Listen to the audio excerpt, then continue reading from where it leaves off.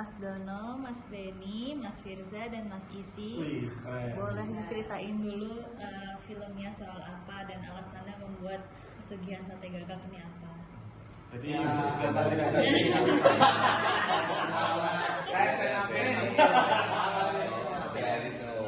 tapi ya emang seru sih.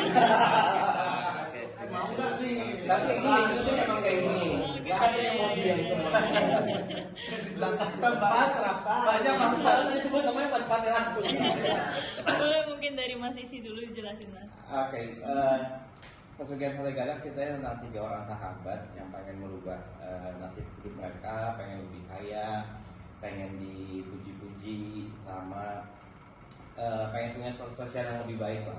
Sampai akhirnya mereka memutuskan untuk melakukan sebuah ritual.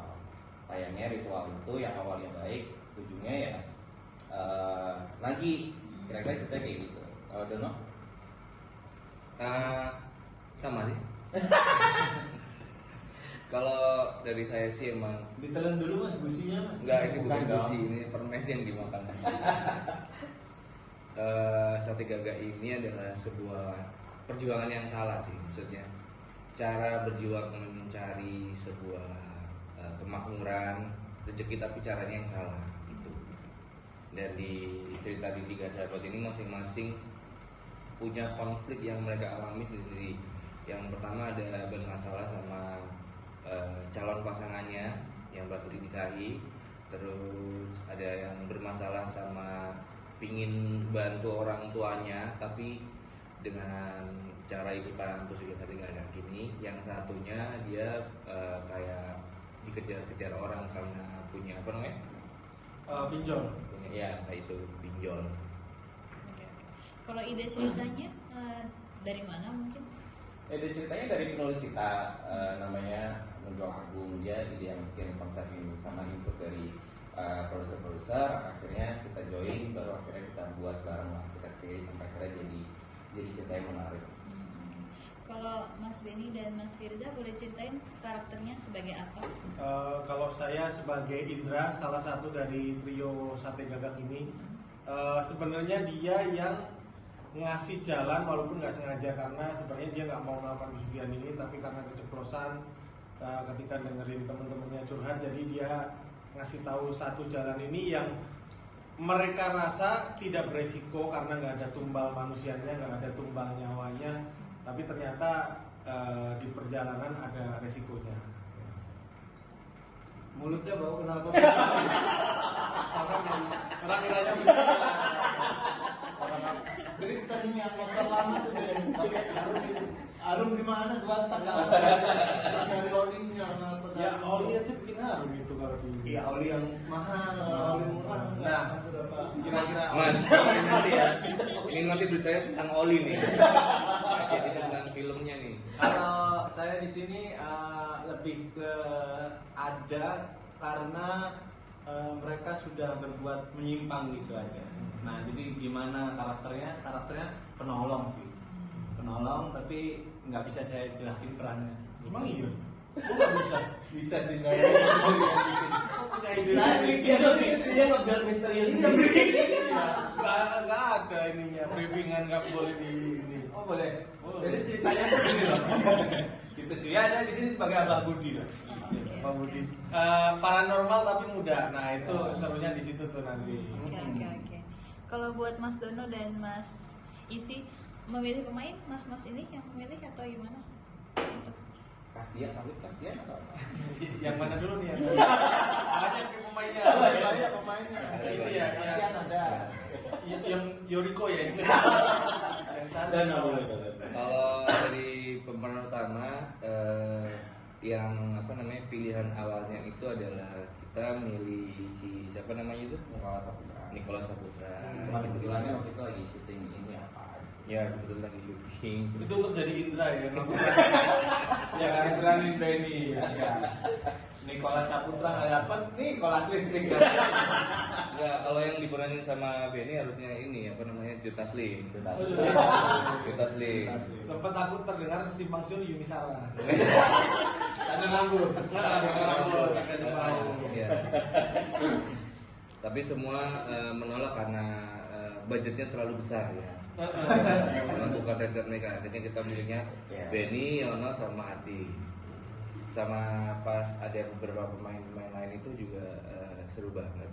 Karena pas ide awal masih berupa skrip, itu udah kebayang plot ini diisi siapa, ini diisi siapa. Kayak contoh ada peran seorang ibu bapak dari calon mertuanya si Anto yang diperankan sama Adit.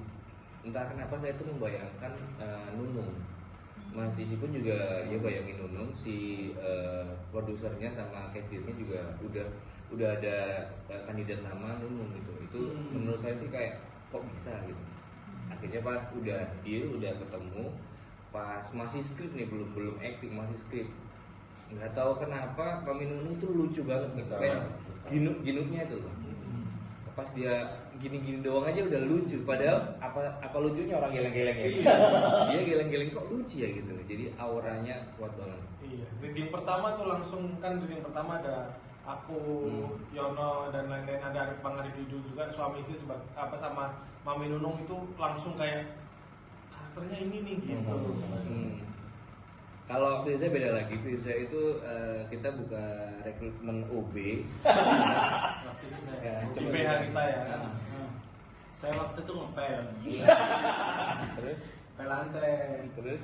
Saya kasih obat ya, biar lantainya bersih. Ternyata lantainya pada bangun-bangun tuh. Ternyata obat tidur yang saya kasih. Akhirnya Kan obat tidur ya. Kenapa obat tidur lantainya bangun-bangun aneh banget. ada begitulah bedanya lantai di bis sama Cahaya Picture. Orang kalau ngomong baru mikir ya. Ya kebetulan itulah. Oke. Kalau untuk bedanya Sate Gagak ini dengan film horor komedi lainnya, kira-kira apa nih istimewanya? Bedanya Judulnya pasti beda. Beda. Cuman kalau dari kita berdua kayaknya dari awal memang udah konsepin bahwa kita pengen coba ciptain komedi yang lumayan berbeda gitu, jadi lumayan nyeleneh banget lah sebenarnya. Jadi nanti lihat aja deh di filmnya kayak apa. Kalau aku mungkin sebagai pemain, aku ngerasa saking apa ya potensialnya skrip ini atau premisnya tiga orang ini, ketika reading tuh kita saling nambahin gitu, saling nambahin, bukan karena kurang tapi kayak ini bisa diginin lagi nih, ini bisa diginin lagi, dan itu hasil dari kerja bareng-bareng. Jadi kita ngerasa kayak syutingnya fun karena kita udah ngerasa skripnya mateng. Ketika eksekusi mau diulang berapa kali juga kita tetap harus sekuat tenaga nahan ketawa. Terutama katanya dua orang sutradara ini di monitor selalu nahan ketawa katanya kan, ada video-videonya gitu. Jadi kayak mudah-mudahan ini menjadi film komedi horor paling lucu yang pernah kami mainkan sih. Kami mainkan ya. Iya, Kami mainkan ya, bukan yang pernah ada. Ya kan dimainkan sama dia. Ya maksudnya yang pernah ada juga bisa. Amin. Spesialnya mungkin bedanya film kami sama film komedi lain mungkin ya adalah kalau film horor lain tuh pemeran aktornya itu kumpulan dari all star gitu. Kalau ini hantunya yang all star. Hantunya memang banyak superstar. Banyak superstar. Jadi hantu-hantu se-Indonesia itu kumpul jadi satu. Kalau film lain mungkin artis-artis papan atas itu jadi satu. Kita budgetnya kita alokasiin buat si hantu-hantu ini.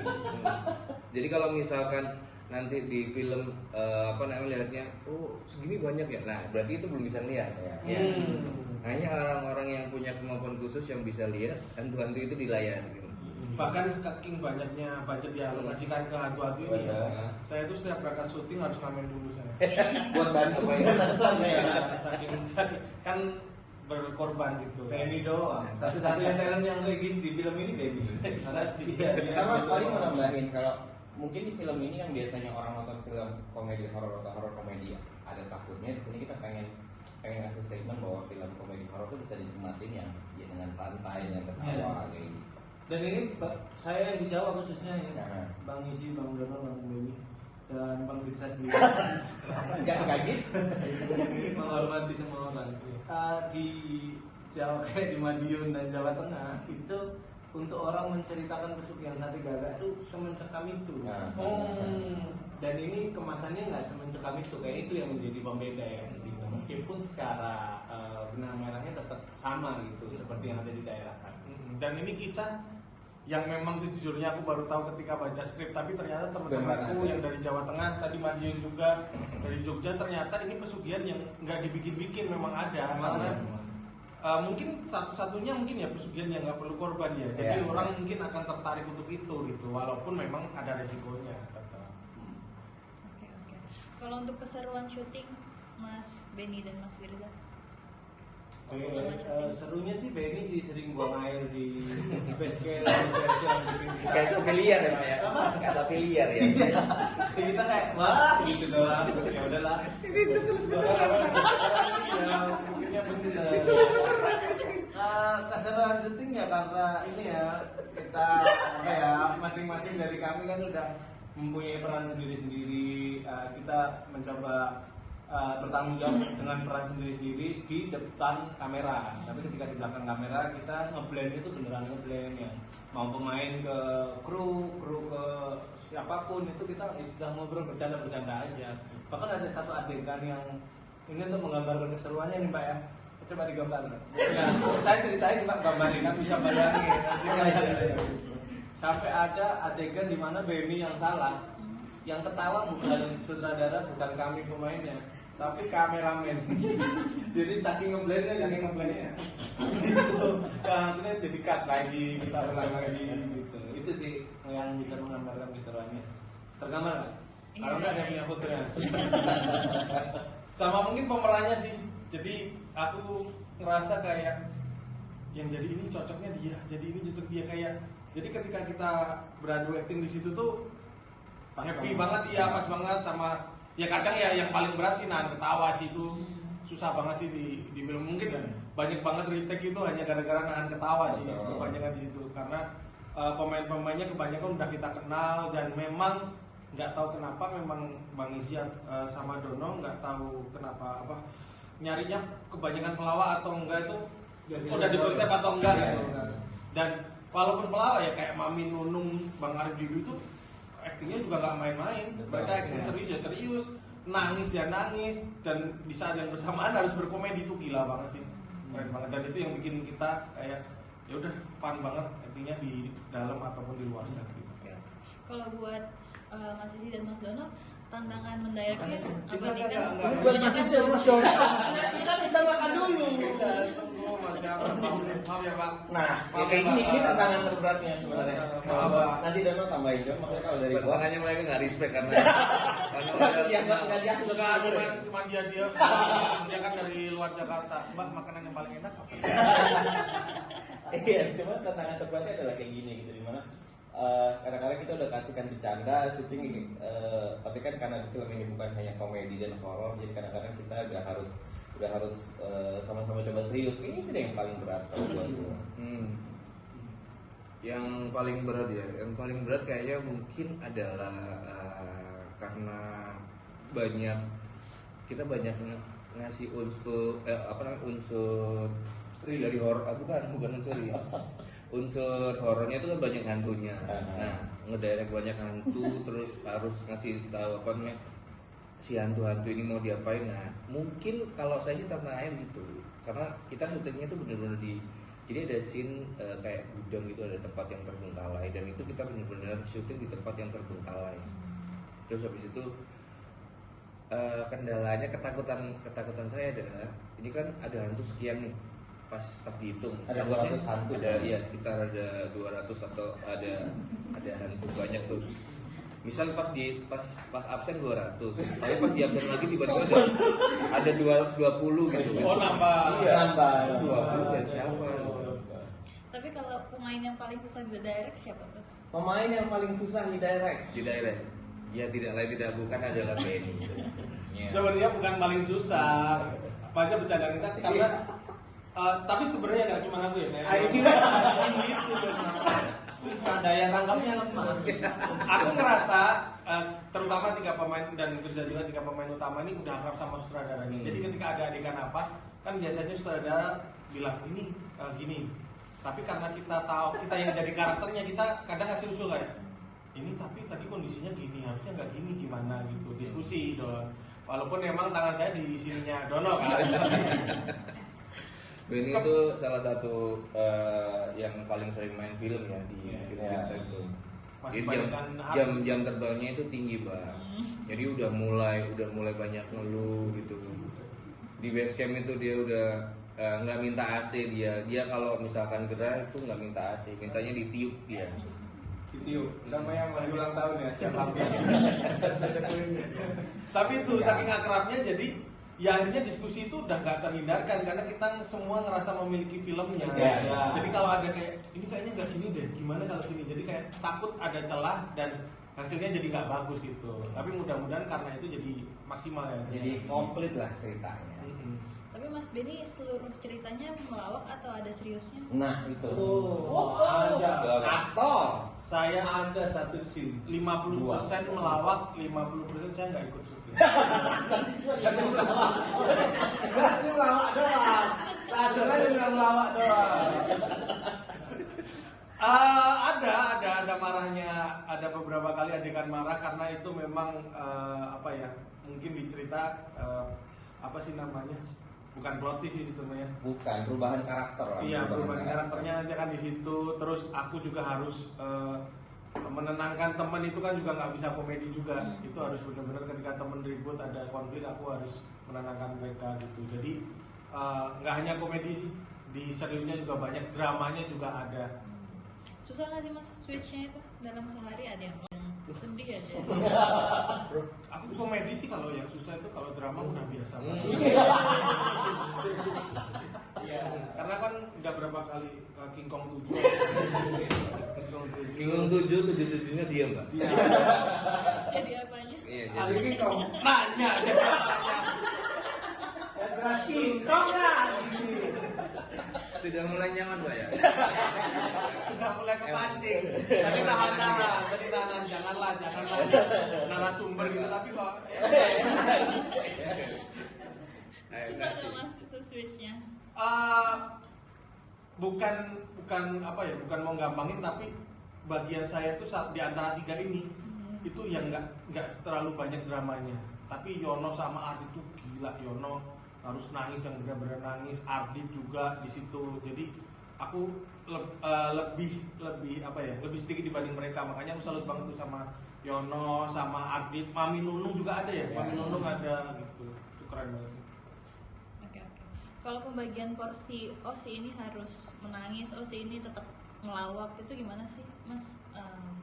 Kalau kita balik lagi ke kebutuhan ceritanya sebenarnya, kita juga nggak pengen terlalu maksain oh Benny harus nangis atau enggak, atau Yono atau Ardi.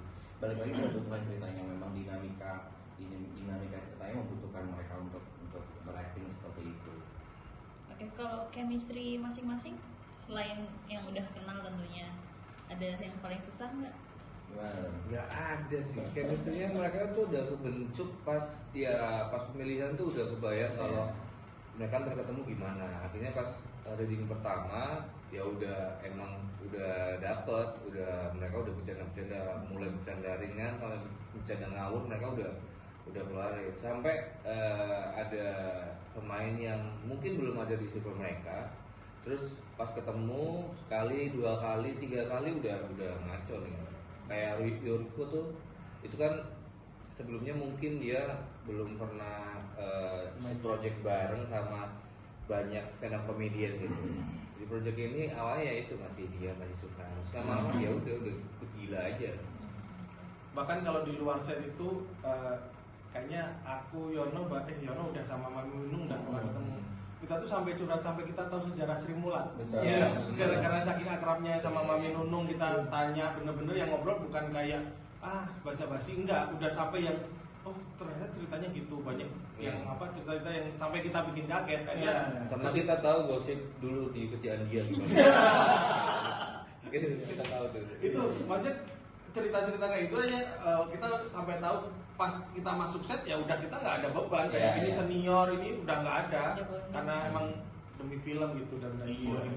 Ada adegan di mana si Firza aja udah megang kepala Mami Nunung tuh. Gila gimana? Legenda komedi. Dipegang kepalanya. Dipegang palanya sama saya ini. Nggak cuma 2 kali ya. Nggak sekali 2 kali berkali-kali. Tapi ya demi kepentingan film. Iya. Nah, iya. Minta izin dan Mami Nunung senyum, makanya saya jadi bisa aja nunggu. Mami Nunung maaf. Oke.